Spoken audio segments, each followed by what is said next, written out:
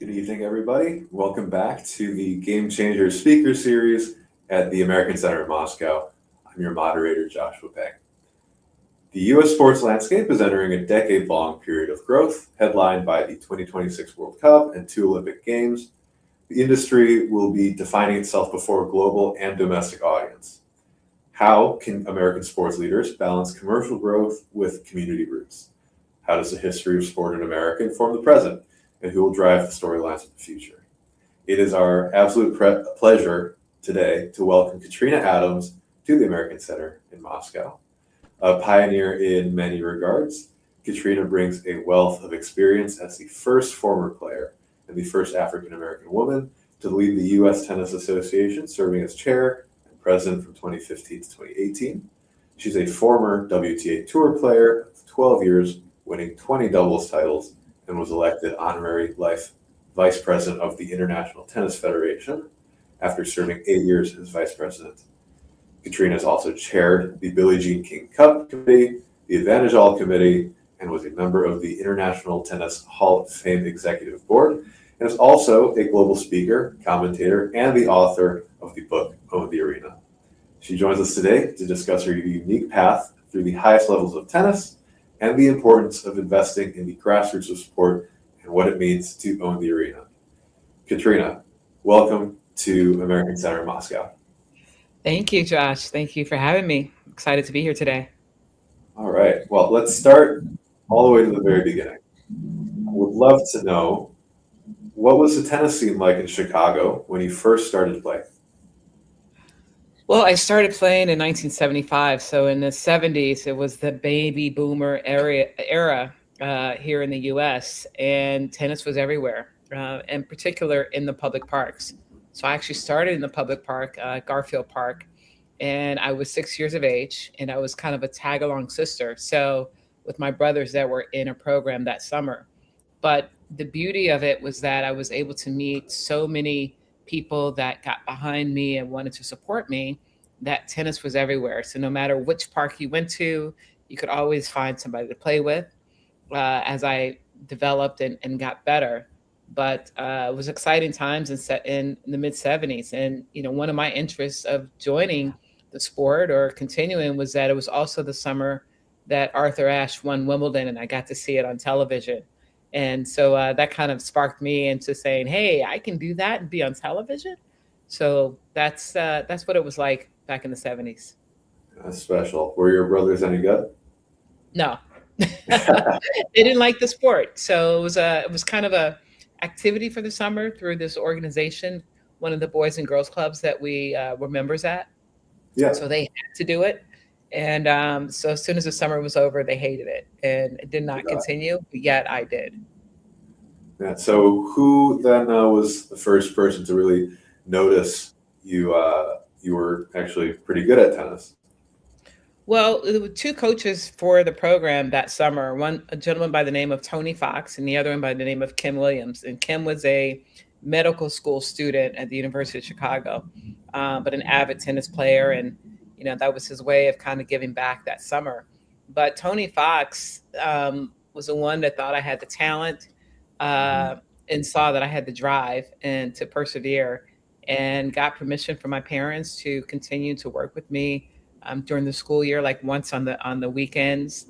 And then the next summer, I joined a program. It was an NJTL pilot program at the time, and playing with other good kids. And I was the baby at that time, I was 7, going on 8.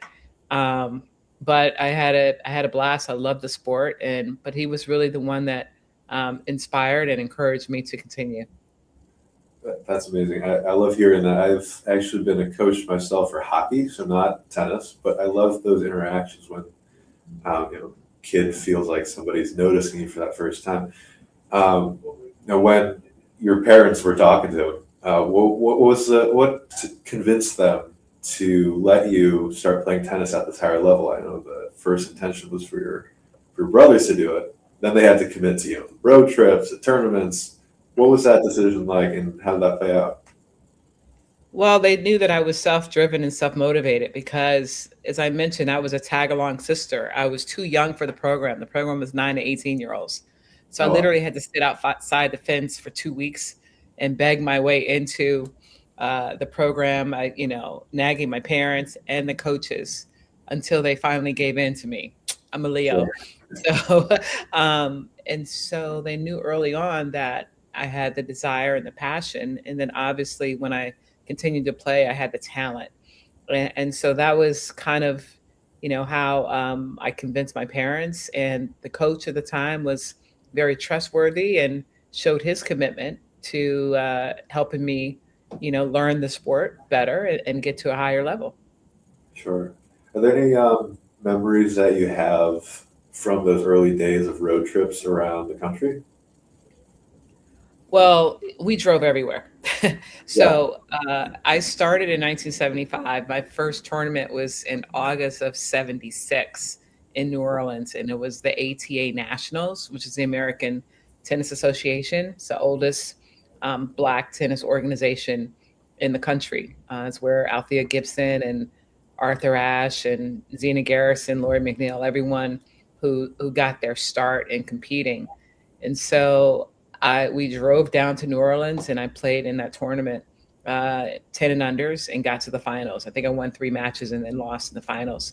But that was the beginning to what my next probably 10 years as a youth were going to be like, because we drove everywhere. We couldn't afford to fly all over the country. So I played a lot of local tournaments. My dad would drive mostly, and I would be reading the map. Nobody knows how to read a map nowadays, but um, those are my memories. Really driving around with pops, and mom stayed home with my older brothers. Um, and just kind of navigating and learning the country as we went. We did a lot in the Midwest. I'm from Chicago, so a lot of our tournaments, as I got better, were like in Indiana, Michigan, which are adjoining states nearby. So fun times. Yeah. I think that's one of those things that maybe foreign audiences don't initially think of with American culture, but that the connection to the road trip with sports. I'm sure we actually probably, when I was playing youth hockey in Illinois, probably took some of the same routes into Indiana and Michigan. So that those were always fond memories. I think I remember in your book you were talking about how much fun the parents of the kids actually had just being in the parking lots after games. That's essential Americana. Yeah, you become a large family, because you're at the same tournaments week in and week out. So they forge those bonds in those relationships. So it was just as much fun, I think, for the parents as it was for those of us, the kids that were playing. Yeah. Now things obviously became more serious as you progressed through high school at Whitney Young, and you detail in your book the process of going to Northwestern and being recruited there. Obviously, a lot has changed about the recruitment process for college sports today, but could you describe what it looked like back then? Yeah, it was very different in the 80s, mid 80s than it is now. There was no internet, that's for Yeah. sure. So, a lot of the communication was via telegrams of how they were or wired, how they can communicate with each other, or through the mail. If you didn't have the person's home number, then you're sending letters. But, I was a young senior. So I graduated high school at 16, and Sure. for the coaches, when they're looking at the players and their birth years, they're calculating me as a junior. So not many coaches nationally knew that I was a senior, because I was entering my first year of 18s. And so no one was recruiting me. They didn't know I was a senior. And back then, unlike today, you can reach out to the coaches, to the colleges and universities and say, hey, I'm interested in attending. Or if you're a top player like I was, all those coaches are there and they're talking to you, at every national tournament. And so when I went to the national tournament, typically in the indoors where all the college coaches were convening, no one was speaking to me. And I couldn't figure it out. I was like, why aren't they speaking to me? I'm like top in the country. I don't understand. But the Illinois coaches knew that I was a senior because I had won the state championship, high school state championship as my junior and senior year. So they all knew, and they weren't telling anybody else that I was a senior, that I was graduating, because of course they wanted me to themselves. But Northwestern is where I ended up going. Um, I watched their teams practice at our club growing up. Purple was my favorite color. They wore There you they go. wore purple and white, so I kind of had an idea. It was an interest of mine. They were top 8 in the country, not too far away, although I would like to be in a warmer climate. But when you had an opportunity to go to a top school academically as well as athletically in your own sport, it was kind of a no brainer when I was fully recruited by them. But as soon as I signed that letter of intent, it opened up the can of worms, and all of the coaches started calling me and sending me letters, and you know, by that time it was too late. Sure. Now, when you went to Northwestern, you had to make the decision at some point to turn pro or continue your time in college tennis. Of course, getting to play at Northwestern was a huge deal for your family, for the people supporting you. How did you convince them, and how do you convince yourself to kind of leave that behind and um, start out on your own on the tour? Well, things were a little different. I think prior to me going to college was like every really good player went straight from high school to the tour. Mhm. And one, I wanted to go to college because I wanted to have that experience. Two, my parents were educators, so I didn't really have a choice. Sure, And three, I just needed to develop a little bit more as well. So it never crossed my mind to want to go straight to the pros. I always, set my goals. My goals were actually to go to school for at least 2 years as I was progressing and realized I was one of those top players. And so while after my freshman year, I was, national rookie of the year. Uh, my doubles partner and I had lost in the semis of the doubles event. I was going to be returning the number 3 singles player in the country, and we were the number 1 doubles player after my sophomore year. But as I was in my sophomore year, that's when I started really considering it and thinking about, okay, what's next? Is this something that I want to pursue, or do I want to just stay in school?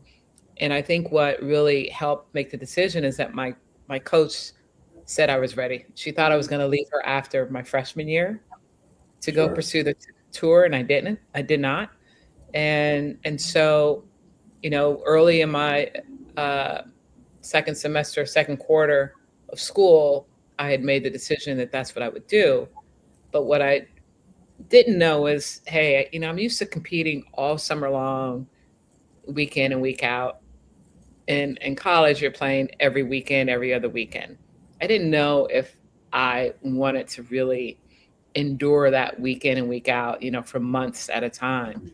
And so I met with my coach and our assistant athletic director and said, hey, I'd love to take the first quarter off in the fall, continue to play on the tour to see if I can get my ranking up to a standard of where I can be direct entry into the WTA level tournaments, because I was playing all these satellites and challengers from the ITF at the time, where the lower ranked tournaments is kind of like the triple A, double A of baseball if you're a baseball fan. But sure. I did really well, and if I was able to progress, I would turn pro in January and give them their scholarship back.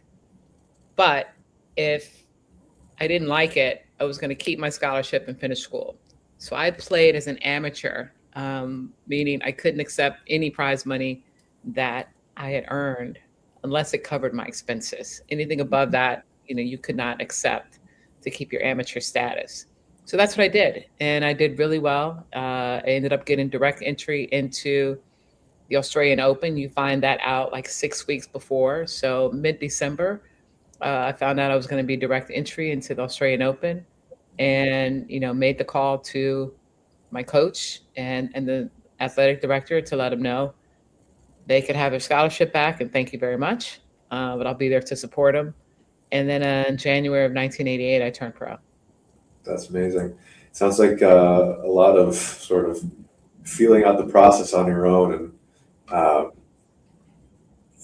at this point, in 2026, there's so many established venues to earn money even as a college player, but you're really figuring it out yourself at that point. Well, I didn't even have an agent, or even the coaches that I had were local, so they didn't have the history and the expertise of being on the tour. So it was a great experience for sure. Sure. We had a conversation with Brian Hainline recently, talking about his experience as a college tennis player himself.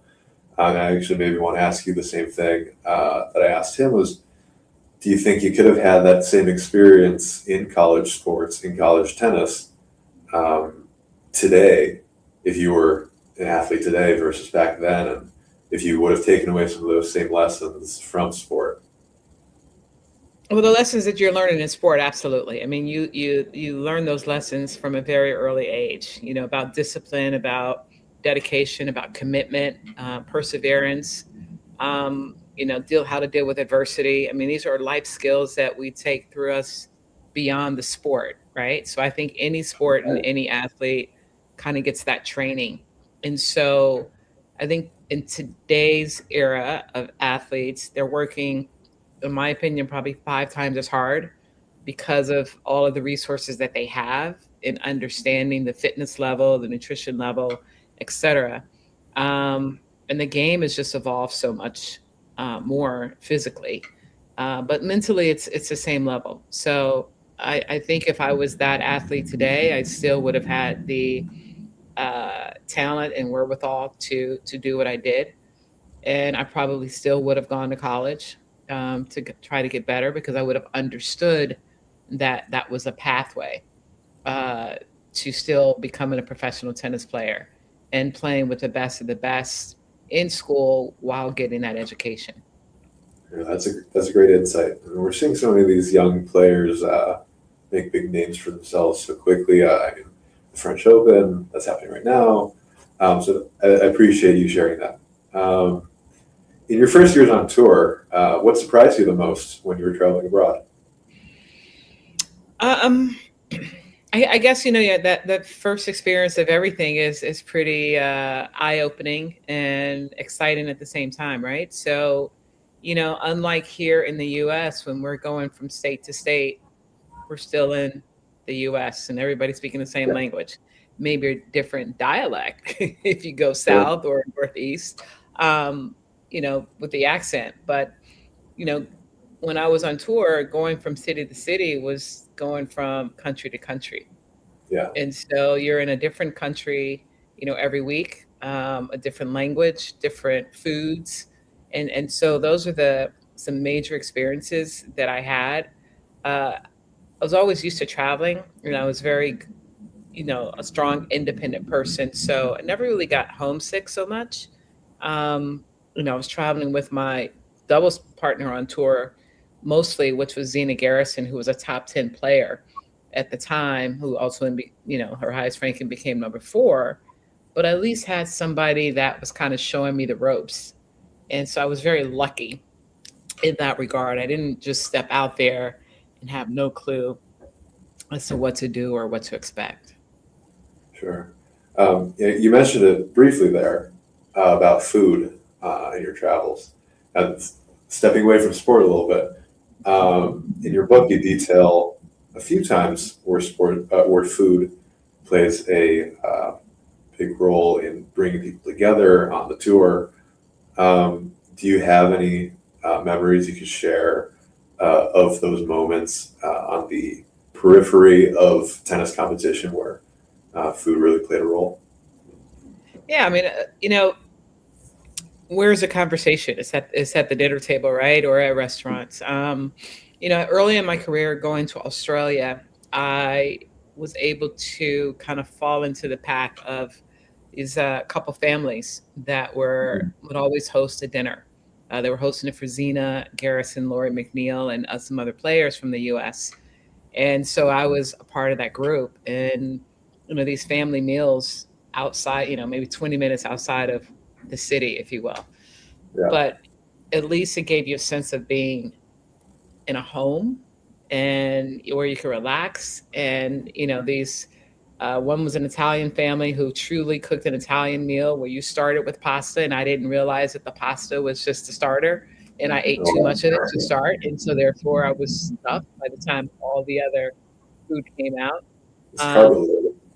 yeah, another family was a Greek family, so I was introduced to Greek food for the first time, even though I'm from Chicago and we have a great a plethora of restaurants, which is one of my favorite cuisines now, Mediterranean. But that was an experience to be able to do that.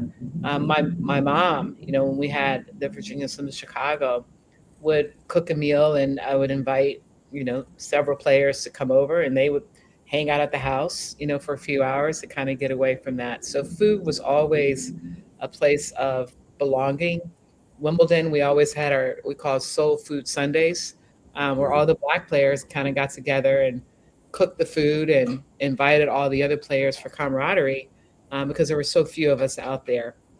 And so Sure. that was a great opportunity to really express yourselves through food and be in a family environment at the same time. That's great. I mean, for all the competition that you guys had on the court, having something to bring you together, that sounds amazing.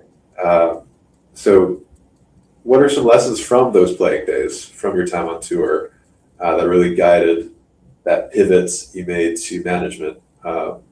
Those, what were some lessons at the beginning of your time with the USTA that you took lessons from your time on court?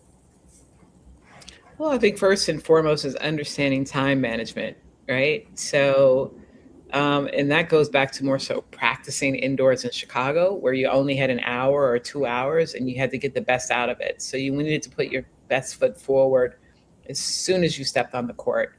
And that kind of carried that throughout my life and in preparation. So, training as a professional player is all about discipline and preparation. How the better prepared you are, the better chance you have of succeeding. And so those are that was the mindset that I brought into the management side, of being prepared, and understanding, learning the business and communication. Now you really want to be able to communicate with your peers, your staff, your board members, etc. And I think those are a lot of these things I kind of learned along the way, being on tour and networking, um, at sponsor events or at different tournaments here and there. Particularly towards the end of my career, when I was retiring, you understand the value of networking. But I think preparation, being prepared, is some of the one of the most important things that I brought from tennis court into the management side. Sure. Was there anyone, going back to previous questions, was there anyone who early on noticed that you had management chops and supported you early on? You know what? There's a gentleman. He's the late Alan Schwartz, who founded the Midtown Tennis Clubs in Chicago. There are, I don't know, may have 6 or 7 of them now around the country. But he was actual. He was also a past president of the USTA. And so as I was maturing and going into different areas, I'd started working at my NJTL in Harlem. When I practiced at his clubs back in the day and he knew my family, he encouraged me to actually apply for then the nominating committee of our board, of the USTA. And from my interview, they ended up appointing me to the board of directors, which I had no intention of doing.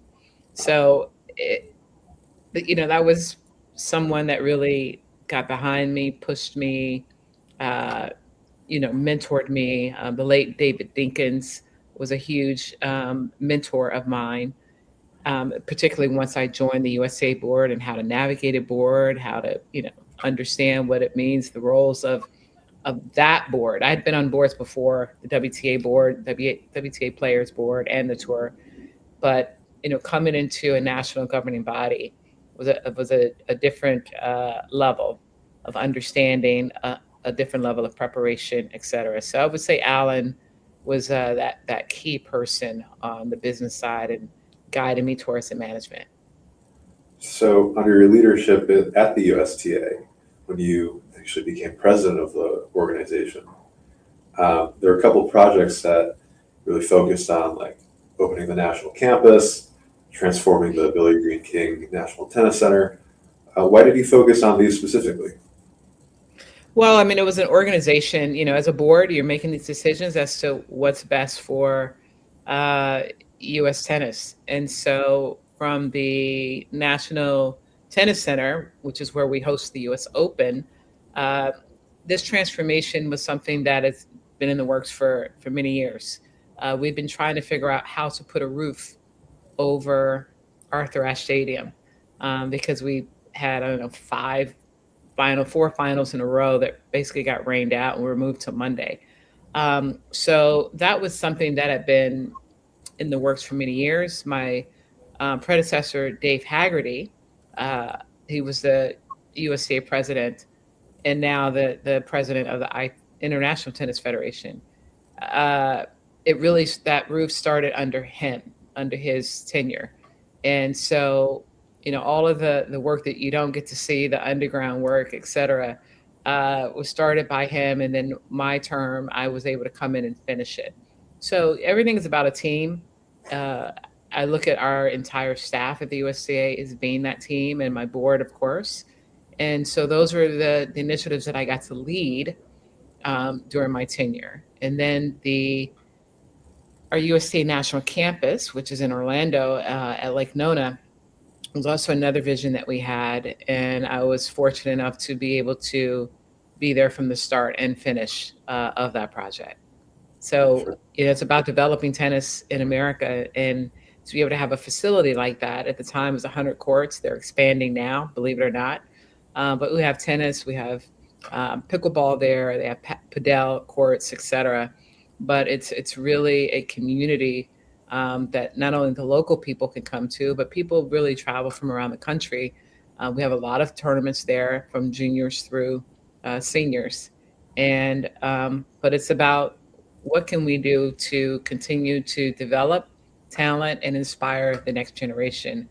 And that was one project that we're doing. We have college matches there. The NCAA championships, Division One, Two, and Three, will be there next year, moving forward. And it's a place of development. Sure. I mean, it sounds a bit like what U.S. Soccer is doing with the new stadium they put up in Georgia. Um, Speaking of development and youth tennis, what's your assessment of the youth tennis scene in the U.S. today? What is U.S. tennis investing in from the grassroots? Well, we are, the USCA really focuses on grassroots on up to the US Open. And we say, the US Open is our, is the bake sale, if you will, because the money that we earn from that goes back throughout the USTA into our sections and all the way down to the grassroots level, to be able to provide opportunities for youth, and help them develop to hopefully be the next champions. And so we have been very successful in what we're doing within the USTA. Um, we have what we call our NJTL programs, National Junior Tennis and Learning Network, over 260 chapters. I run one, actually, the Harlem Junior Tennis and Education Program, where we are providing, no to low cost tennis to youth in inner city areas. And then we have our own CTAs, Community Tennis Association organizations, that are in the parks and everywhere else. But what the US is doing right now is really investing in infrastructure of our courts, of our public parks, of our clubs, et cetera, to make sure that we have enough courts for the youth in particular to be able to go out, learn the sport, and really, build upon that And that's what we're doing, making sure that the infrastructure is there, that there are enough youth organizations that are out there that are offering tennis to as many kids as we would like. Sure. I believe you prepared for us a bit of a graphic just to visualize this big picture growth. Oh yes, so 6.6 million active players right now, youth players, and that number is growing. So that's the base that I was referring to as far as all Mhm. of these youth organizations and programs that are out there providing opportunities for our kids to enter the sport, and then from there expanding to organized play for them. I mean, it's really important for kids to be able to see the sport. So when we talk about the US Open and other tournaments that they see on television every day, they're aspiring to be like someone. We have a lot of American champions right now that are on both the men and women's side. And so, that's a 89% fandom rate. They're just fans of the sport. And you got to be a fan of the sport to want to play the sport. And out of those youth that we actually surveyed, at least 70% of them follow the US Open. So they're looking for those champions. They're looking to be like one of those champions. I think the greatest story that we have, you've seen on social media, is a very young Coco Gauff sitting in the nosebleeds of the U.S. Open, watching Venus Williams way back when, Yeah, and and then she turns out to be that next champion. Once she progressed through tennis. So 6.6 million is a great number. You can see the dip there in 2023, but of course that was right after COVID, and then of course the upswing again. So we are definitely investing in our youth programs here in the U.S., providing grants where needed, but to make sure that we have the infrastructure in place for them to develop and to compete through our level 1 or level 7 down to level 2 tournaments, and a level 1 or a Grand Slam junior event. So if they can get that far, then we know that we've done a great job, and we have a pretty good percentage of those players that are developing. sure. I mean, you when you were playing, I'm sure you saw uh, sort of a growth in the amount of American players who were showing up. I mean, you spent time at playing with Venus and Serena Williams when they were beginning their career, I believe. Could you describe what that process was like in your time in tennis, seeing the rise of American stars? Yeah, I mean, it's, as a player on tour, you're always looking over your shoulder to see who's coming next, right? Because you're trying to stay at a certain level.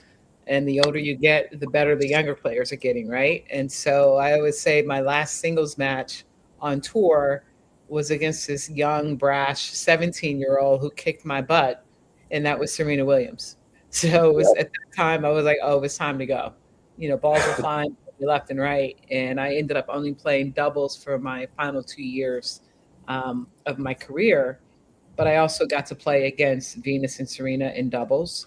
And they were just as strong as everyone thinks that they were and are, and how they strike the ball and as quick as they are, or were in their peak. But great opportunity for me to really have played with and against all these top players. I came on tour at the end of Chris Evert's career, played her at Wimbledon. I've been able to play Martina Navratilova, Hingis, Jennifer Capriati, all of these champions along the way. And then to see this next crop of players, when I was a president of the USTA, it was an era where Tommy Paul was playing Taylor Fritz in the finals of the French Open Juniors, and Noah Rubin was playing Riley Opelka in the finals of Wimbledon Juniors. So, and now I see these young men who are at the peak of their professional careers. And it's pretty exciting to have been a part of that and to have these relationships with, so many generations of American players. Speaking of the generations and the growth of youth players, or not youth players, younger players, and getting stardom, how do you think? We got some big news this weekend about Serena Williams. How do you think she's going to approach this comeback? How do you think she'll fare? Hey, it's anybody's guess, right? I think for Serena, she's probably in the best shape since she's, I would say, with probably better shape than her last 2 years on tour. Um, but we'll see. Age is always a defining factor, and to not be in the ring for what 5 years now, and to come back and have to take Right. these body blows from the likes of Sabalenka and Rabakina and Goff and all these other players that are, just pounding the ball the way that she did in her peak. It'll be interesting to see how she fares against them. But you look at the Roland Garros, the tournament that's going on right now, the French Open, and you can say, hey, it's anybody's game, right? The top players that you expected to see, later stages of the tournament are not there. And I don't think anyone wants to play her. I think everyone wants to play her and not play her at all. Because they want to Sure. play her to say, hey, I want to find out where she is. And then they're like, no, because if she's really ready, I don't want to be on the losing end of this 44-year-old. Yeah, Uh, no doubt. so we'll see. I think she's doing it right. She's starting with just playing doubles. One, because being in a tournament atmosphere alone takes a lot out of you. And her coming back, the media demands are going to be there. So she's going to expend a lot of energy in the first tournament or two that she plays. So if she's only planning on playing doubles in, those first couple tournaments, it's probably the best way. And then she can assess herself, not only physically, but mentally, to jump back in the ring. Sure. That's so exciting. And we've talked a little bit about the bigger picture trends and development for tennis, and a bit about the French Open. What are some of the trends and storylines that you're following into the U.S. Open when the Grand Slam Tour comes back stateside? Well, I mean, obviously, when we have the tournaments here in the U.S., a lot of the players, the first couple of weeks after Wimbledon, the bigger players are taking that time off. But we're excited about where our Americans are that are at the top of the ranks. Last year in 2025, we started off with Madison Keys winning the Australian Open, Coco Gauff winning, the French Open, Amanda Anisimova getting to the finals of Wimbledon and the U.S. Open. So on the women's side, we're deep. We've got Jessie Pegula, who's also in the top 10. So we're excited about that road to the U.S. Open, as to see how these players can fare. Emma Navarro is back from injury. You got Haley Baptiste, who unfortunately had an injury at the French Open. I don't know what her conditioning will be as we move into the hard courts, but if she's back, that's exciting to watch. And on the men's side, Ben Shelton's leading the pack. Uh, with his power and developing at his all court game. Francis Tiafoe, who just lost late last night, like in the 5 sets on over a 5 hour match, is getting back on track. And then Taylor Fritz is back from injury. Tommy Paul is a consistent one out there. And there's so many more players. You look at Lerner Teen, who is partnered with Michael Chang now, and it's had some great results here this year. So as we go into the U.S. swing of tournaments, we're excited about the depth that we have both on the men and women's side, from ages 17 all the way up to 44 now, I guess, or 45 with Venus. There you go. And so, yeah, it should be an exciting summer of American tennis. Gosh, yeah, it sounds like that depth you're talking about. I mean, hard to imagine overcoming that from any other country out there. Mhm. Now, speaking of U.S. tennis, how do you think the organization, or just tennis in America as a whole, is getting ready for something like the 2028 Olympic Games? We've got the tours happening every year, but you've got the Olympics coming up on our home turf, something that happens only once every 4 years. How are we preparing for such a big event? Well, the Olympics are the Olympics, right? So anytime that you have an opportunity to partake in it as the host nation, boy, that's exciting. I mean, what the USOPC is doing to prepare for from all angles, it's astonishing. And the challenges that we had with LA and the LA fires just a few years ago, a couple years ago, and rebuilding from that to make sure that the infrastructure is ready. Um, I have to applaud what the USOPC is doing with the city of Los Angeles to prepare for that. From the American tennis side, um, it's more about partnering with the USOPC. The ITF is the one that actually runs the Olympic event. So we don't really do that much in preparation for it. We are a participant. We aren't really the organizers of the tennis event that is led by the International Tennis Federation. And so they know what they're doing every 4 years for that event. I think it's more so from the American side. Every player wants to participate, of course, but we do have a qualifying process for our players to be eligible to even compete. Um, this is managed by the ITF, and so our men and women have to have participated in either the Davis Cup or the Billie Jean King Cup a couple times in order to be eligible. And then the eligibility is based on ranking, so it's not subjective. Everything is there on merit, but still, it's on your home turf, and you want to have a little say in how things are done. But it is really guided by the ITF. That's great context. Thank you for laying it all out there. It looks like we were getting some great questions from our audience. Before we get into those, just one more for myself. Just wanted to get a sense of what do you learn from your process of writing your book, Own the Arena? What you learn is you learn a lot about yourself. So a lot of self-reflection went into preparing it. It was a lot of stuff that was written or voiced uh, in doing the book, and then of course it's put into what your final piece is. I did work with someone on it, but it was a great experience to be able to you start off with um,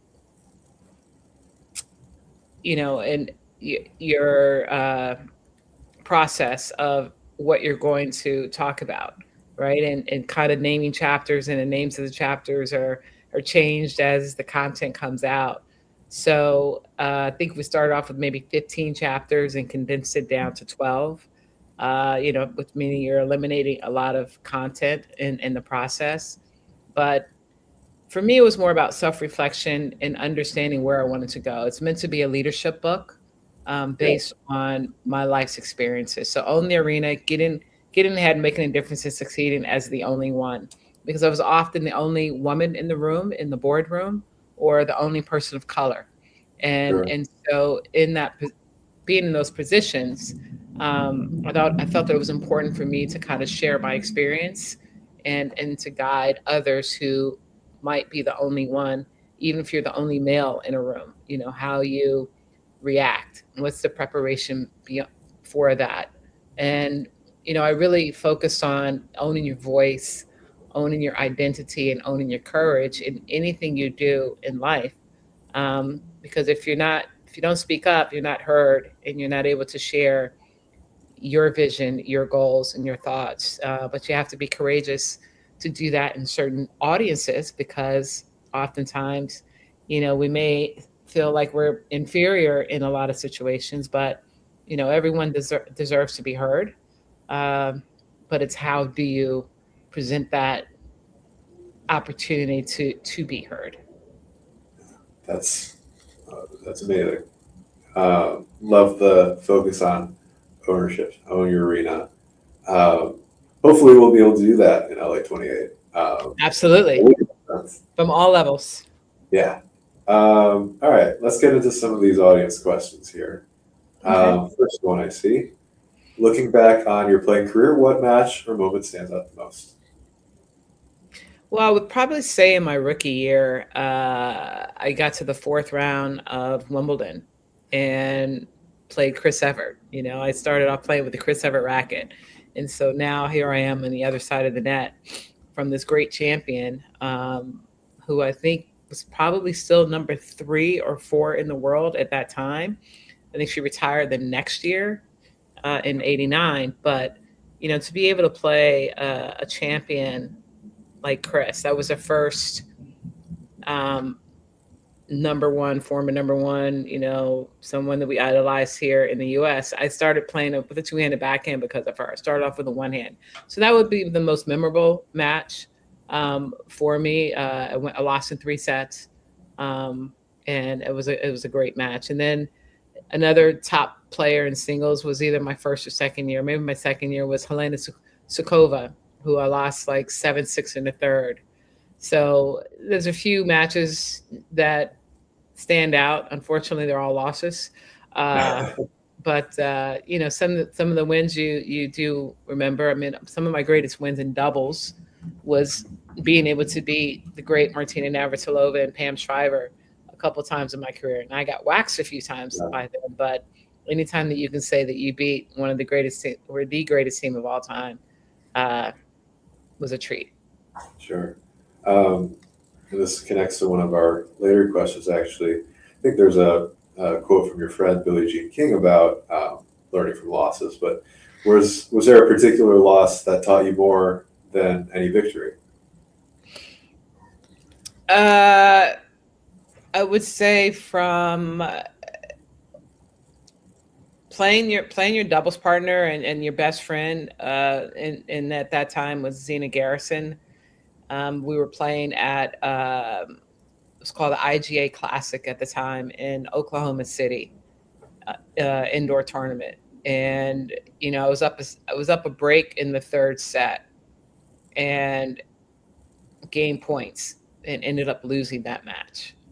And it's a lesson learned to where you start thinking ahead, as to, I'm about to beat Xena for the first time. I'm about to go to the semis. I'm about to do this. I'm about to do that. And before you know it, you're off the court as a loser. So staying in the moment, and not thinking ahead was something that I definitely learned from that particular match, because I would have been serving for the match at 5-2 had I won that game. Sure. Now you've attended countless major sporting events. Is there a moment that still gives you chills when you think about it?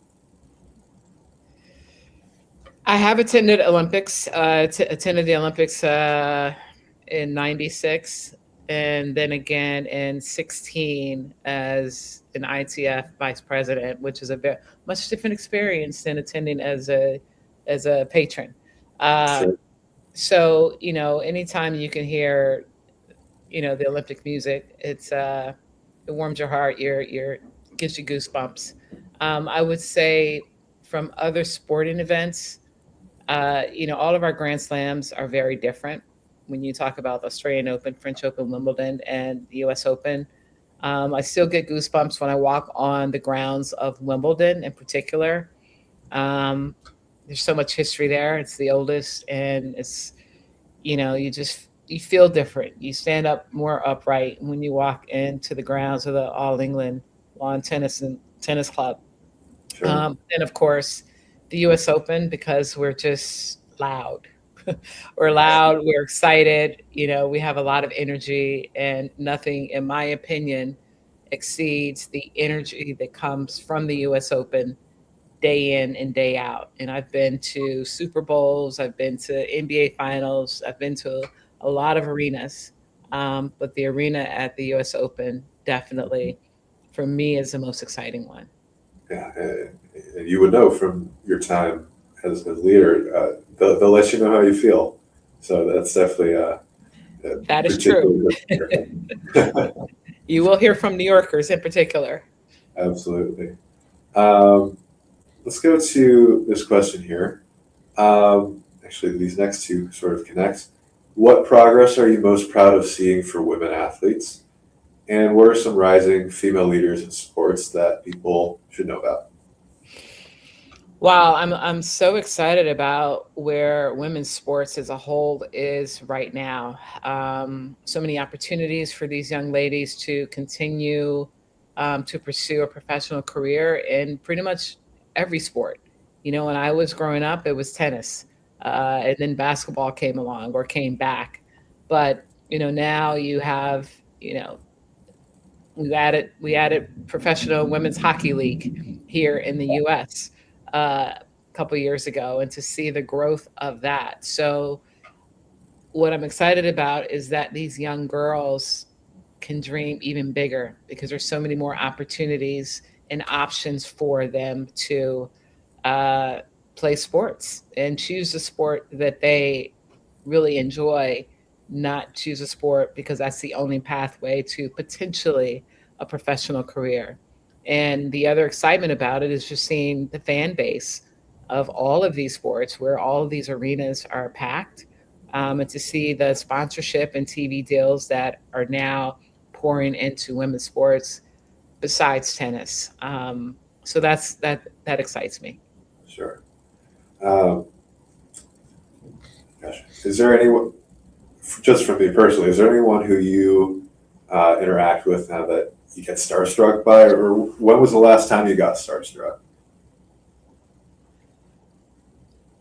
Oh man, I'm that person that I kind of pretend like everything's cool. Like, oh yeah, hey, how you doing? Nice to meet you. Yeah, Um, because it is our arena, and we're constantly around these great athletes. And I work with Lisa Leslie probably once every 2 months on our show We Need to Talk. That's on CBS Sports Network, and I've known her for 20 years. But I'm in awe of what she's accomplished as a basketball player, and how she did it. And so, that's even Venus and Serena. I mean, I've known these kids since they were kids.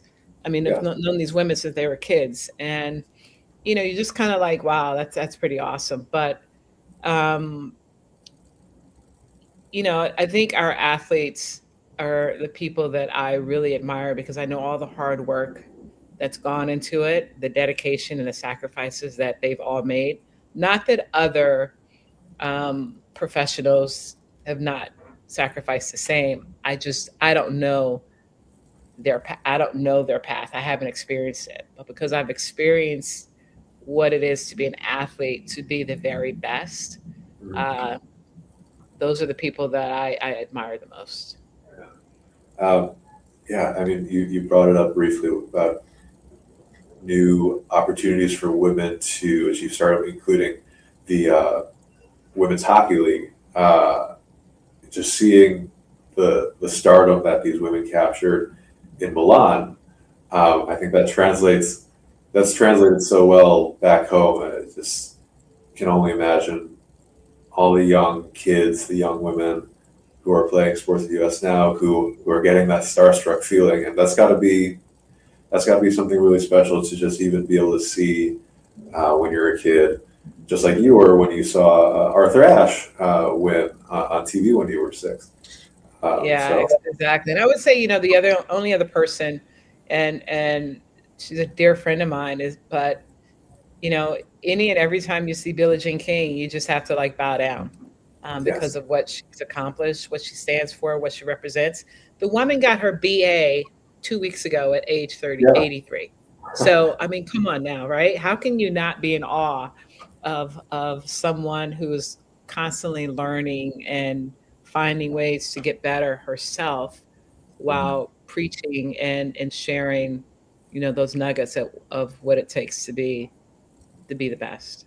totally. Yeah, we were watching the women's hockey final, and she's been presenting the trophy every year because She's one of the founders. you're right. Um, Yeah. She and Alana Kloss are one of the founders of the league. So, yeah, um, so yeah, again, constantly being creative, constantly growing, constantly giving back, and making sure that girls have the opportunity to use sport as a mechanism to develop as a champion in life. Um, and that's what she works hard for on every single day. Totally. Yeah, we were wondering, gosh, she's not there. What's going on? Of course, she's getting her BA. Exactly. Doing all those things. Um, let's see. Going into the leadership themes of your book, um, what leadership lesson did you learn as a player that you later applied as president of the USTA? And then also the next one after this, from your experience, do you think there's something different between being successful and being influential? So I think to answer the first question, the life skills that I mentioned earlier about perseverance, about dealing with adversity, about being persistent, are some of the things that I really had to take the heart as a leader of the USCA. I mean, a lot of people doubted me when I became the president, and former athlete. What do I know? Um, I was a fourth woman, so I wasn't the first woman, but I had a lot of naysayers out there, and so I think understanding how to always be aware, which you are as an athlete in your training, to know how to pivot on a dime when things are not going your way or maybe going awry, how to get it back in order. Um, and then, just the being tenacious and patient in the process as well. I think differently in that when you're a tennis player, you're doing a lot of things on your own when you're competing. But when you're training, you're working with a coach, you're working with another partner on the court. So you have to work as a team. And because I love doubles, I was constantly with a teammate. And so I learned how to work well with my team when I became the leader of the USTA. And then the second question, what was part two? With your experience, do you think there's a difference between being successful and being influential? Well, I think everyone defines success differently. So it depends on what is your definition of success. Mhm. And with your success, whether it's with a title, whether it's financial, whether it's longevity, there's different levels of success, really defines how influential you are. And I think being influential is based more on character, not on any title or longevity or anything. It's how you treat people. And so I prefer to look at my character as the best judgment of have I been influential to you or anyone else. Perfect. Beautiful. Now, final question to wrap us up. A bit of a fun one. Uh, which tennis player would you most like to see compete in another sport? Oh wow. I mean, John Isner was a basketball player, so I mean he loved to play basketball. So that's the first one that comes to mind for another sport. But I think if you look at the other athletes right now and the other sports, all of our European players are hell of soccer players. So I can see Alcaraz just being, the next Messi, uh, if that was a sport that he chose, just because of his athleticism, his quickness, the way he thinks. Yeah. Um, you know, I would say Djokovic would be a chess champion. Okay. you know, uh, Calling that a sport. Uh, or a fencer. I could see him being a Sure. fencer. It's all about strategy. So Yeah. yeah, on the women's side, and you think about the other sports. Personally, I think tennis is the greatest sport ever. So I'm not trying to put my fellow tennis players into other sports. But I'm not sure. I would say that Coco could probably be a great. She'd probably be a great dancer. I'd Okay, like to see her doing ballet or something. Light on her feet, athleticism. Very flexible, um, which is be pretty cool. I mean, obviously she could play any sport she wanted to, but I'm bringing that in there. what about You yourself? know, for other sports, I mean, I played basketball growing up. Um, up until like freshman in high school, and then you can't be a two sport player, right? A two sport athlete when you're really immersed in that at the level that I was in tennis. And my high school basketball coach was like, great to have you, but tennis is your jam, and Sure. don't sacrifice practices to be here because they're overlapping and this, that, and the other. And I appreciated that. I wasn't pursuing basketball at all. It was just something that I'd love to do. Um, but I can play every sport but soccer or football, whichever way you want to call it.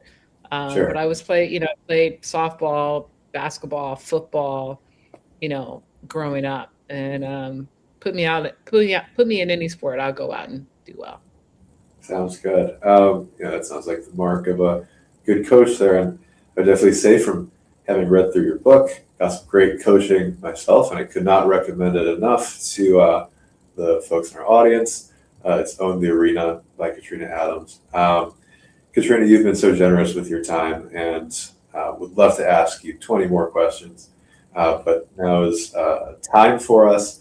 I really appreciate you getting on today for the American Center in Moscow. For our audience, thank you so much for your participation.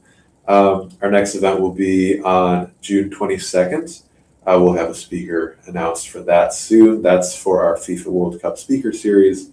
Really appreciate, again, your engagement with our program tonight. For Katrina, I'm Josh. Everybody, have a good one. Thank you.